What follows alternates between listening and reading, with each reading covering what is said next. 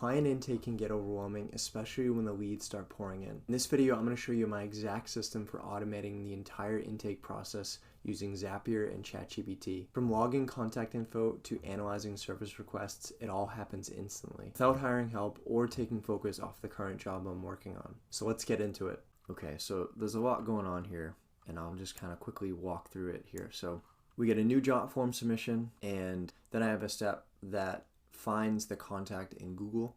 So for instance, if it's a repeat customer and it searches Google contacts and finds that contact, then it just kind of leaves that contact alone. But if it's a new contact, I'll have a new contact created from this. And then the next step is I create a conversation with an AI assistant using OpenAI's API key. And I have an internal company document that this assistant will reference.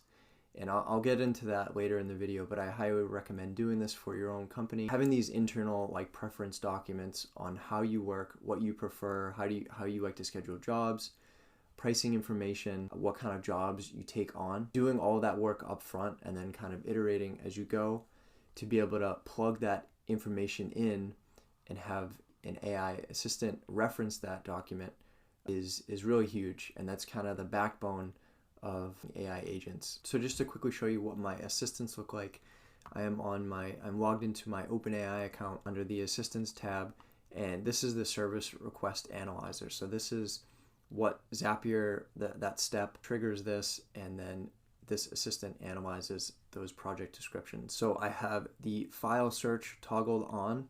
This is that preference document that lists all my preferences for what jobs I prefer to take on, which jobs I don't. And these are the instructions. So, I have a section for formatting the response. And then I have all of those classifications listed here. So it basically just spits out one of these classifications that gets handed off to the next step in Zapier. I'll have the assistant reference that document and then categorize the request and split it into all these paths. The first one is full interest site visit required.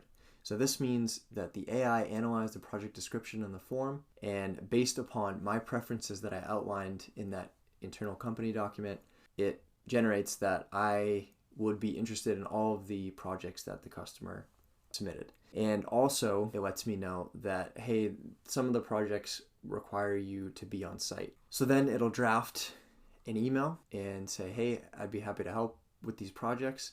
I need to come out for a site visit. And then it'll send a task to TickTick. And so all of these paths, the very last step is to send a task to TickTick, regardless of what path it goes down, so that I can manage everything in TickTick and have all of the information ready to be able to communicate with the client. Okay, so moving on.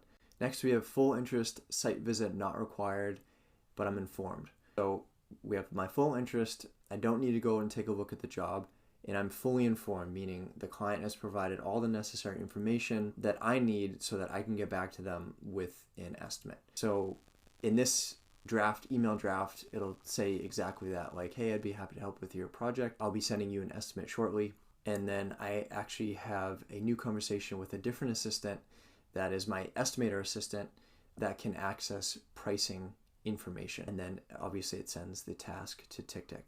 I just want to say too that I'm currently building other systems out. So right now I'm in the process of adding more pricing information so that the assistant can access that, as well as in the future, I want to be able to plug in my schedule. So have it access Google Calendar and see all of my current jobs and then be able to recommend a time slot to be able to put into the draft. So if I have to go out and do a site visit, it can just quickly reference my schedule.